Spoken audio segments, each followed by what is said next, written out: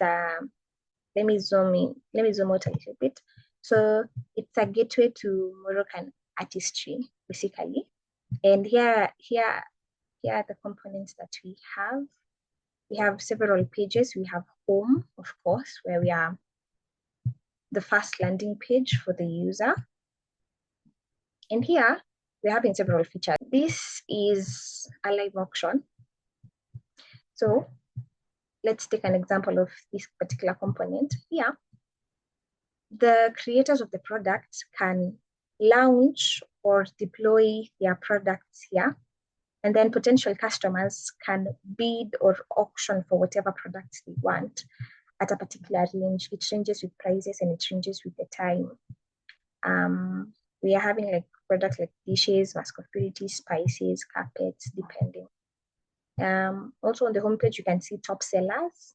So of course are the creators of the products. We have an example like Ryan, Salhi, Saranadi. Yeah, these are our users. And then you also have trends, to automate and to customize the products according to what the customers really need. So we have, I think, as you can see, dishes are quite needed. So NFT, by setting up your wallet, this is like a roadmap to do it. You set up your wallet, you create your collection, you add your NFT, and then you list them for the sale. Very much functional. And also social media accounts. We'll go to our next page, which is market. Market, page market, the marketplace. This is where we are listing our products. We have different categories from art to culture to dresses to trending hats. And then the items that are available, you can either launch a single item, a bundle. Yeah. The type of products we have dishes, spices, market. We have tobacco, robes, colors, paints, all that kind of stuff. An example of one, a customer will come and select the particular product they want by placing a bid. For example, spices. The spices are going for 12 per piece, but the list I can bid for is 58. So that will range with the amount of items I want. So for example, I'm bidding it is 25. I'm bidding it at 20. The available quantities are 12. And the list I can bid is 58. So 3. Then for each go for 60, and then you place your bid. We're having some technical errors with the backend, but the APIs are functioning well. Just a small bug somewhere. I'll check later. So the marketplace. The market page is for a buyer who wants to purchase a product. Now, to create a product, this is a particular section purposefully and specifically created for the sellers. So you choose your file.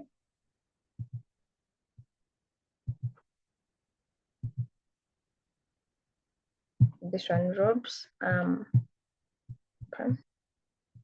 So we have this file called robe, and then you're gonna place your price. For example, I'm going with 34 MAD, and the minimum bid that a user can enter. Of course, you don't want losses, so probably 30. When will the bid start? I want it to start tomorrow, and then the expiration date will be on the 8th of February. Enter title, robes, describe.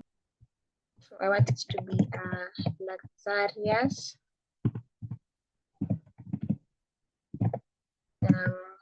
40% organic cotton, robe for ultimate comfort and that,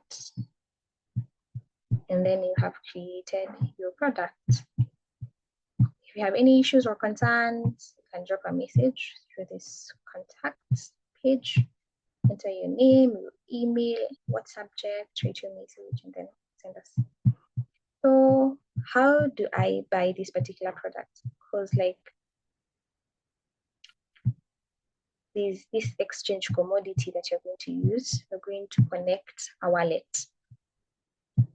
We talked about them being digital arts, and we are using NFTs. So let's connect to our wallet. So you're connecting to your wallet. So you choose a wallet for you to connect to your account. So make sure the wallet is installed and and set up. So you can either use Bitcoin to connect to a Bitcoin wallet or MetaMask. You don't want to connect to Bitcoin, so connect to Bitcoin, redirecting to Bitcoin wallet. Okay. Technical issue, small bugs, yeah. That's very much the end of our pages. And of course, when you're talking about users, we are either having a buyer or a seller, and you need to sign into your account, right? So let's sign in a user to the account. For example, here, you need to put in your email and then your password. Sign me in, please. When you sign in, because that was just a normal page, when you sign in, you come to this wonderful dashboard. Let me expand this. Yeah, basically this is our dashboard. There's a profile over here, notification, the components, the collective items here. Very beautiful image here, statistics on what has been sold, if you have canceled your art here, and then of course the top sellers over here. Yeah, that's basically our front end. Next is the back end. So I said we launched our front end in Vercel, the Vercel app, but now our back end, we launched it in Heroku. We were much more familiar with those technologies, that's why we opted for them.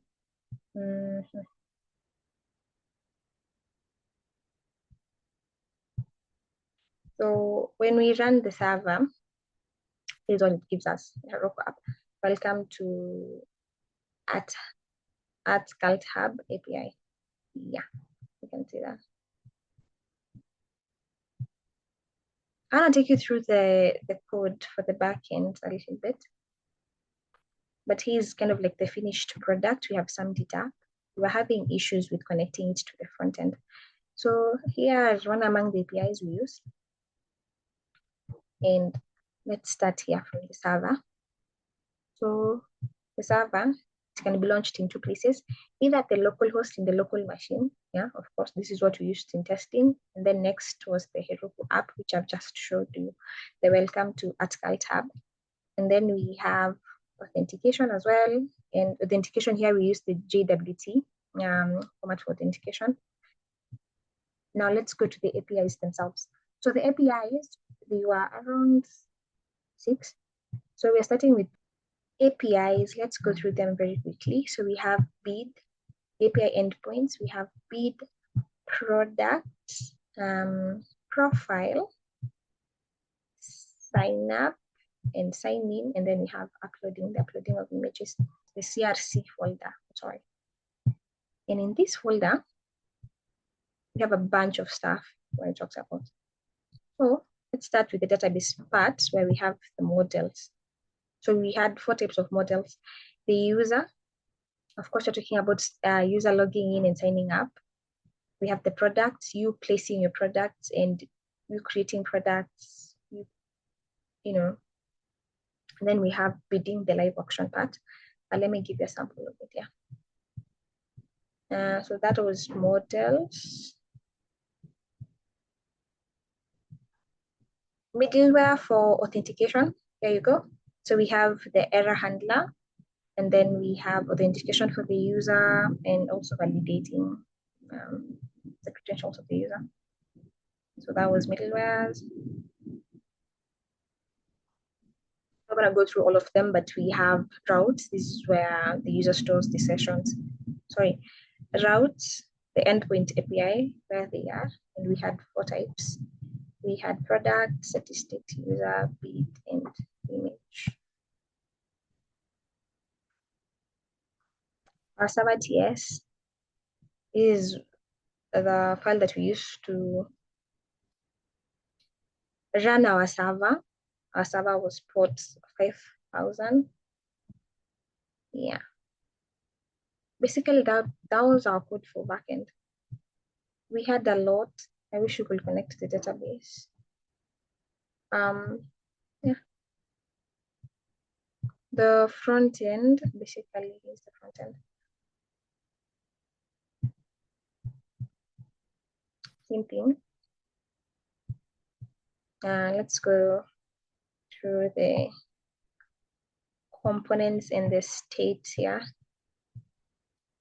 Yeah, this is basically the front end with their components and a couple of folders, assets, and see a couple of images, data,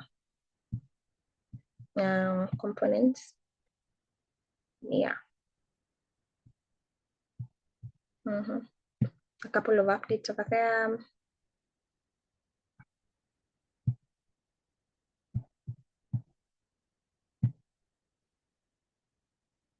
And just to finally look at the package.json files. For the backend one,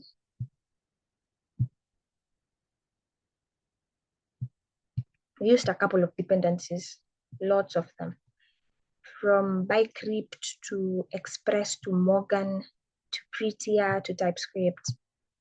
More dependencies now. You see, we had load dash merge, passport, Redis, session, JToken, passport local, lots of them.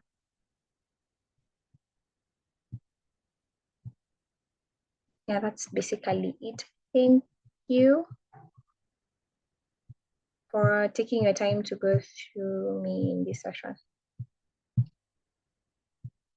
Yeah, thank you.